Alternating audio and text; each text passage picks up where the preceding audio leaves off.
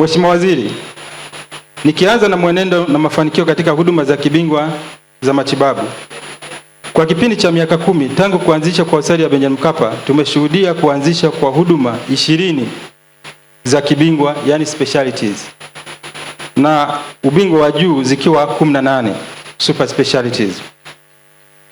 Hiki ni kipindi kifupi sana kwa maboresho makubwa, na nitoe pongezi nyingi sana kwa serikali kupitia Wizara ya Afya, bodi na management za hospitali zilizotangulia hadi sasa, na watumishi wote wa Benjamin Mkapa. Aidha, asilimia 60 ya huduma hizi zimeanzishwa ndani ya miaka 4 iliyopita chini ya uongozi wa Rais Dr. Samia Suluhu Hassan, na tunamshukuru sana Mheshimiwa Rais kwa kuweza sasa kuona matunda ya uwekezaji wake katika taasisi yetu ya Benjamin Mkapa. Mheshimiwa Waziri, baadhi ya huduma za ubingwa wa juu kati ya zile 18 ambazo nimetaja juu kwa sasa ni pamoja na upandikizaji wa figo, yani kidney transplant, upandikizaji uloto bone marrow transplant, upasuaji wa moyo kwa kufungua kifua open heart surgery kwa watoto na watu wazima, uchunguzi na uzibuaji wa mishipa ya moyo kupitia maabara maalum ya moyo cardiac catheterization laboratory, uchunguzi wa matibabu ya kiradiolojia interventional radiology, uvunjaji wa mawe kwa kutumia mawimbi, matibabu ya hormone endocrinology, matibabu ya mfumo wa chakula gastroenterology, upasuaji wa mishipa ya fahamu na ubongo neurosurgery, upasuaji wa uti wa mgongo spine surgery, ubadilishaji wa nyonga na magoti, upandikizaji uume, upasuaji wa njia ya matundu madogo yani laparoscopic surgery, na uanzishaji wa huduma za kliniki ya wateja maalum wa kimataifa, uchunguzi wa afya na kina yani Royal International Patients and Master Health Check-up kliniki ya kidonda na mguu wa kisukari, na uanzishaji wa huduma za utalii wa matibabu. Hizi ni baadhi tu ya hizi huduma za kibobezi au tunaziita huduma za juu ambazo hospitali yetu imefanikiwa kuzianzisha ndani ya hii miaka 10, lakini nyingi zikianzishwa ndani ya hii miaka 4 ya utendaji wa Mheshimiwa Rais.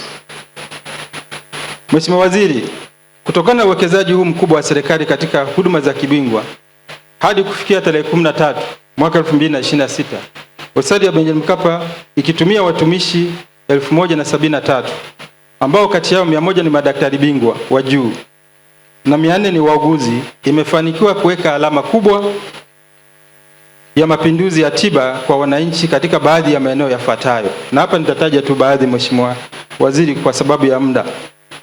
Moja ni kupandikiza figo kwa wagonjwa 54 kwa gharama ya shilingi bilioni 1.6 za Kitanzania ikilinganishwa na bilioni 2.7 kama hizo operation zingefanyika nje ya nchi hii, na hivyo kuokoa bilioni 1.1. Hapa nichukue nafasi pia kuwashukuru uongozi wa chuo kikuu cha UDOM, serikali ya Japani kupitia Tokushukai Medical Corporation kwa msaada wao wa utaalamu na vifaa katika kuanzisha na kuendeleza huduma hizi. Hawa wadau wetu kwa kweli walikuwa ndio waliotusaidia, especially wa Japani katika kuanzisha hiki kitengo, na sasa tumefikia kufanya hizi operation sisi wenyewe bila kuhitaji wataalamu. Aidha ni kushukuru wewe na serikali ya awamu ya 6 kwa kuipatia hospitali ya Benjamin Mkapa nyumba 40 na kufanya hospitali kuwa na jumla ya nyumba za watumishi zipatazo 47. Aidha, nyumba hizi zimesaidia sana kupunguza usumbufu uliokuwa ukitokea kwa wananchi kutokana na watumishi kuishi mbali na eneo la kazi. Lakini pamoja na hayo bado tuna upungufu wa nyumba 200 za watumishi, hali inayosababisha watumishi wengi kuishi mbali na hospitali. Kwa hivyo inapotokea mwananchi anahitaji dharura, basi inaathiri sana watumishi hawa kuwepo kazini kwa wakati. Kwa maana hiyo basi tunaiomba serikali kuweka katika mikakati yake ili kutujengea nyumba za kutosha kwa ajili ya watumishi wa hospitali ya Benjamin Mkapa. Kama tulivyoongea ofisini, Mheshimiwa Waziri, tungeomba tutengewe eneo la kutosha kwa sababu UDOM bado ina eneo kubwa. tunaiomba sana tutengewe eneo ili tujenge nyumba 300 kwa ajili ya watumishi wa Benjamin Mkapa. Kiti wa bodi hii ya wadhamini hospitali yetu hii ya kanda, nichukue fursa hii kukushukuru sana. Kwanza kumshukuru Mwenyezi Mungu aliyetuwezesha kukutana hapa siku ya leo tukiwa na afya njema katika hospitali yetu hii muhimu ya kanda ya Benjamin Mkapa. Hospitali hii ni hospitali ya mfano na alama ya dhamira ya serikali ya awamu ya 6 katika kuboresha huduma za afya kwa Watanzania. Nawashukuru pia kwa mapokezi makubwa, lakini nimepata fursa ya kuzunguka. Nikiri hii ni mara yangu ya kwanza kufika hapa.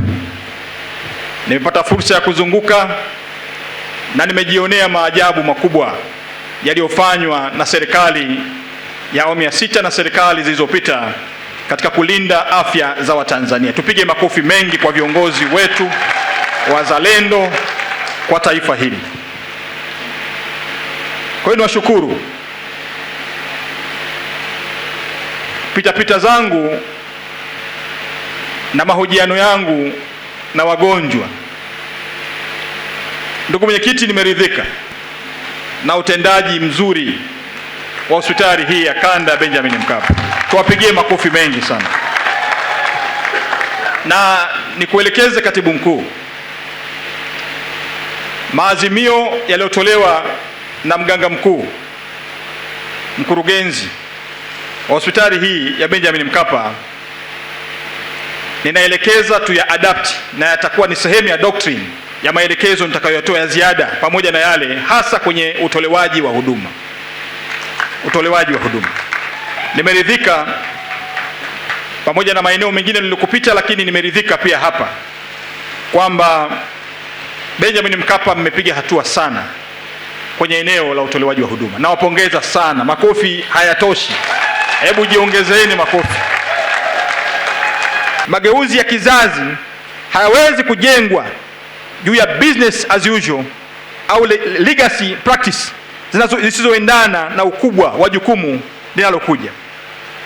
Ili tuweze kufika salama, sitavumilia business as usual, sitavumilia mazoea yanayozuia mabadiliko haya.